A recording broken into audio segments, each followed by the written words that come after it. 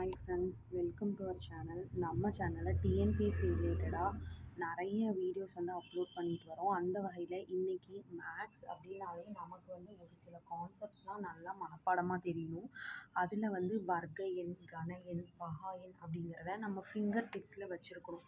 So அப்படி வச்சுருந்தா தான் நம்ம டக்குன்னு ஒரு சில எண்களை நம்ம ஞாபகப்படுத்தி மேக்ஸ் போடுறதுக்கு ஈஸியாக இருக்கும். அந்த வகையில் இந்த வீடியோவில் நம்ம வர்க்க எண்களை பற்றி பார்க்க போகிறோம். வர்க்க எண்கள் தானே, இது ஸ்கொயர் நம்பர்ஸை நம்ம ஈஸியாக மனப்பாடம் பண்ணிடலாம் அப்படின்னு தோணும். ஆனால் ஒன்றுலேருந்து 10 வரைக்கும் நமக்கு ஈஸியாக தெரியும். ஆனால் நம்ம மீதி 11லேருந்து 32 வரைக்கும் அப்படிங்கிறது நமக்கு கொஞ்சம் கஷ்டமாக தான் இருக்கும். இதில் எப்படி ஈஸியாக நம்ம ஞாபகம் வச்சுக்கலாம், அது மட்டும் இல்லாமல் இதில் என்னென்ன கான்செப்ட்ஸ் இருக்குது, 2 முக்கியமான கான்செப்ட்ஸ் இதில் இருக்குது. அதை எல்லாத்தையுமே நம்ம சொல்லித்தர போகிறோம். அதுக்கு ஃபஸ்ட்டு நம்ம 1லேருந்து 10 வரைக்கும் படிச்சுட்டு இந்த கான்செப்ட் மீதி எல்லா இதுக்கும் கீழே எப்படி அப்ளை ஆகுது அப்படிங்கிறத பார்த்தலாம். ஸோ இதுக்கு ஃபஸ்ட்டு நீங்கள் 1 ஸ்கொயர்லேருந்து 32 ஸ்கொயர் வரைக்கும் ஒரு பேப்பர் எடுத்து எழுதி வச்சுக்கோங்க. நீங்கள் மனப்பாடம் பண்ண வேண்டியது ஸ்கொயர் நம்பர்ஸில் 32 ஸ்கொயர் வரைக்கும், க்யூப் நம்பர்ஸில் 12 க்யூப் வரைக்கும், பகா எண்களில் 110 எண் வரைக்கும். ஸோ 110 வரைக்கும் பகா எண்கள் உங்களுக்கு ஒரு 25 பகா எண்கள் தான் இருக்கும். அது ஈஸியாக நம்ம மனப்பாடம் பண்ணிடலாம். சரி, ஃபஸ்ட்டு இந்த மாதிரி 1லேருந்து 10 வரைக்கும் நீங்கள் ஸ்கொயர் நம்பர்ஸ் எழுதி வச்சுக்கோங்க. இது மனப்பாடம் பண்ணுறது நமக்கு ரொம்ப ரொம்ப ஈஸி தான். சரி, இதில் என்ன கான்செப்ட் இருக்குது அப்படின்னா, நான் லெஃப்ட் சைடில் ஒரு ரெட் கலரில் கோடு போட்டிருக்கேன், ரைட் சைடில் போட்டிருக்கேன். இந்த லெஃப்ட் சைடில் போட்டது ஃபஸ்ட்டு கான்செப்ட், இந்த பக்கம் இருக்கிறது செகண்ட் கான்செப்ட். சரி, இந்த ஃபஸ்ட்டு கான்செப்ட் அப்படிங்கிறது என்ன அப்படின்னா, இப்போ இந்த கோடு நான் எதுக்கு போட்டிருக்கேன்னா 1, 5, 6, இங்கே 10. இந்த நீங்கள் 10 அப்படிங்கிறத 10ஆகவே எடுத்துக்கக்கூடாது, 0வாக எடுத்துக்கணும். ஏன் அப்படின்னா, நம்ம பார்க்கக்கூடிய எண்களில் கடைசி இலக்கம், அதாவது 1வது ஸ்தானம்னு சொல்லுவோம் இல்லையா. இப்போது 123ன்னு ஒரு எண் இருந்துச்சுன்னா அதில் 1ஆம் ஸ்தானம் எதை சொல்லுவோம், 3 அப்படிங்கிறத சொல்லுவோம். அதாவது கடைசி இலக்கத்தை சொல்லுவோம். அப்போ இந்த எண்கள் எல்லாத்துலேயுமே நீங்கள் கடைசி இலக்கத்தை எடுத்துக்கணும். இப்போ இருக்கிறதே ஒரு எண் அப்படிங்கும்போது அதே எண் தான் வரும். இதுதான் 1ஆம் ஸ்தானம். அதே மாதிரி 5ல் இதுதான் கடைசி இலக்கம் அல்லது 1ஆம் ஸ்தானம். இதுவே 25ன்னு இருந்துச்சுன்னா அதில் 5. ஸோ 28ன்னு இருந்துச்சுன்னா அதில் 8. ஸோ இதில் நீங்கள் என்ன கான்செப்ட் பார்க்க போகிறீங்க அப்படின்னா, இந்த 4 எண்கள் ஒரு எண்ணில் கடைசி இலக்கமாக வந்துச்சு அப்படின்னா நமக்கு கிடைக்கக்கூடிய வர்க்க எண்களினுடைய கடைசி இலக்கமும் அதே எண்ணாக தான் அமையும். ஃபார் எக்ஸாம்பிள், இப்போ 1ங்கிறது ஒரு எண்ணுடைய கடைசி இலக்கமாக இருந்துச்சு அப்படின்னா கிடைக்கக்கூடிய வர்க்க எண்ணினுடைய கடைசி இலக்கமும் 1ஆ தான் அமையும். 5ன்னு ஒரு எண்ணில் முடிஞ்சிச்சுன்னா வர்க்க எண்ணினுடைய கடைசியும் 5ன்னு தான் முடியும். 6ன்னு முடிஞ்சிச்சுன்னா வர்க்க எண்ணினுடைய கடைசியும் 6ல் தான் முடியும்.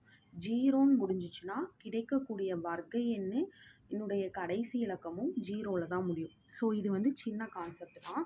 இது 1 to 10ல் வச்சு பார்த்தீங்கன்னா உங்களுக்கு ஈஸியாக இருக்கும். சரி, இப்போ இதை 11லேருந்து 20 வரைக்கும் நம்ம பார்க்கலாமா?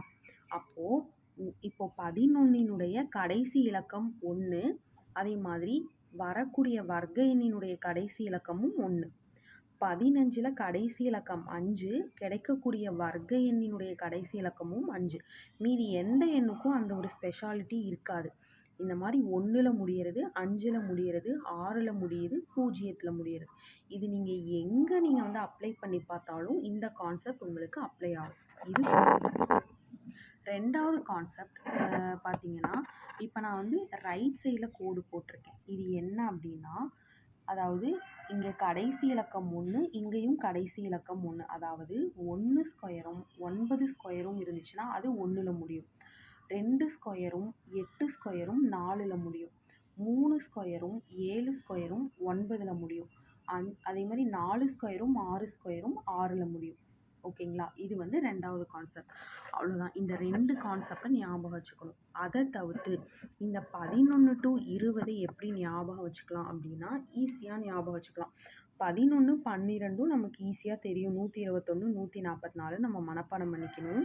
13க்கு 3 ஸ்கொயர் பண்ணால், அதாவது 3 ஸ்கொயர் பண்ணால் 9ல் தானே முடியும். இப்போ 9ல் முடியும். 3 2 டைம் கூட்டினா 6. ஸோ இதை மட்டும் நீங்கள் ஞாபகம் வச்சுக்கிட்டிங்கன்னா போதும். 169 இதை அப்படியே திருப்பி போடுங்க. 1 மட்டும் அப்படியே வச்சுக்கிட்டு 196ன்னு ஆயிடும். 15 ஸ்கொயர் நமக்கு 225 அப்படிங்கிறது ஈஸியாக தெரியும். இந்த கடைசி 2 இலக்கத்தை எடுத்து 256. ஸோ 25 இங்கே முன்னாடி வந்துடுது 256. அடுத்தது 7 அப்படின்னு நம்ம முடிஞ்சிருச்சு அப்படின்னா நமக்கு வந்து 9ல் தான் முடியும். ஸோ 289. இந்த 18ம் 19ம் ஒரு செட்டில் ஞாபகம் வச்சுக்கணும். 300க்கு மேலே இது 2 வரும். 8னா 4ல் முடியும், 9னா 1ல் முடியும். அப்போ இந்த 2 நம்பரை ஞாபகம் வச்சுக்கணும்.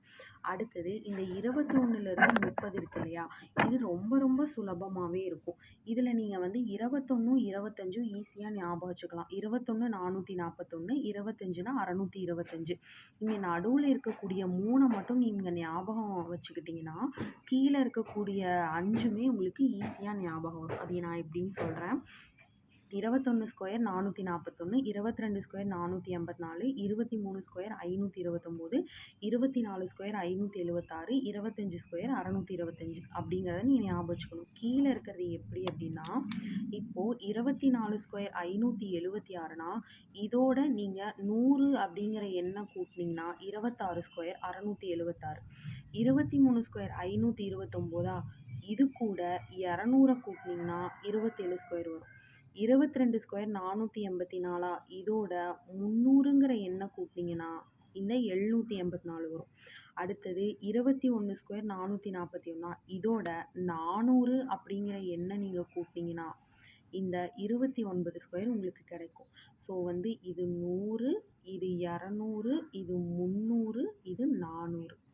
ஸோ இப்படி நீங்கள் ஈஸியாக ஞாபகம் வச்சுக்கலாம். அடுத்தது 31 ஸ்கொயருங்கிறது 961, 32 ஸ்கொயருங்கிறது 1024. இது வழி இல்லை, நீங்கள் வந்து மனப்பாடம் பண்ணி தான் ஆகணும். இந்த 32 ஸ்கொயரில் இருக்கிற 1024க்கு இன்னொரு சிறப்பு என்னன்னா, இதை 2 × 10 அப்படின்னு சொல்லலாம். அது மட்டும் இல்லாமல் 4 இலக்க வர்க்க எண்களில் மிகச்சிறிய எண் வந்து 1024 தான். அப்போ இதை படிக்கும்போதே 4 இலக்க வர்க்க எண்ணில் மிகப்பெரிய எண் எது அப்படிங்கிறதும் படித்து வச்சுக்கணும். அது வந்து 99 ஸ்கொயர். அதை வந்து நம்ம வர்க்கம் பண்ணும்போது 9801 அப்படிங்கிறது கிடைக்கும். இதெல்லாம் நீங்கள் திரும்ப மனப்பாடம் பண்ண உங்களுக்கு அப்படியே ஈஸியாக வந்துடும். சரி, இன்னும் லாஸ்ட்டாக ஒரே ஒரு கான்செப்ட் நம்ம முன்னாடி பார்த்தோம் இல்லையா, அதே தான் இங்கே ஒரு டேபிளர் காலம் மாதிரி போட்டு வச்சுருக்கேன். இந்த 1 ஸ்கொயர் 9 ஸ்கொயர்னு முடிகிற எல்லா, அதாவது இதுக்கு மட்டும் கிடையாது, எல்லா எண்களினுடைய கடைசி இலக்கமும் 1ல் தான் முடியும். 2 8க்கு 4ல் முடியும். 3 ஸ்கொயர் 7 ஸ்கொயருக்கு 9ல் முடியும். 4 ஸ்கொயர் 6 ஸ்கொயருக்கு 6ல் முடியும். 0 1 5 6ன்னா அதே எண்களால் முடியும். மீதி எண்கள் தான் மாறுபடுமே தவிர இந்த 4 எண்களும் அதே எண்களால் மட்டும்தான் முடியும். ஸோ வர்க்க எண்கள் அப்படிங்கிறத நீங்கள் 1லேருந்து 32 வரைக்கும் ஈஸியாக இந்த மாதிரி ஞாபகம் வச்சு தான் ஆகணும். ஃபிங்கர் டிப்பில் வச்சுருக்கணும். நம்ம எப்படி ABCD இதெல்லாம் சொல்கிறோமோ அந்த மாதிரி நீங்கள் வச்சுருக்கணும். ஸோ இந்த மாதிரி நெக்ஸ்ட் வீடியோவில் மேக்ஸ் அது மட்டும் இல்லாமல் நிறைய கான்செப்ட்ஸ் ஈஸியாக எப்படி மனப்பாடம் பண்ணுறதுங்கிறத சொல்லிக் கொடுக்க போகிறோம். நம்ம சேனலை சப்ஸ்கிரைப் பண்ணிவிட்டு லைக் பண்ணிக்கோங்க. உங்கள் ஃப்ரெண்ட்ஸ்க்கும் இதை ஷேர் பண்ணி விடுங்க. கண்டிப்பாக நம்ம சேனல் உங்களுக்கு ரொம்ப யூஸ்ஃபுல்லாக இருக்கும். பாய்.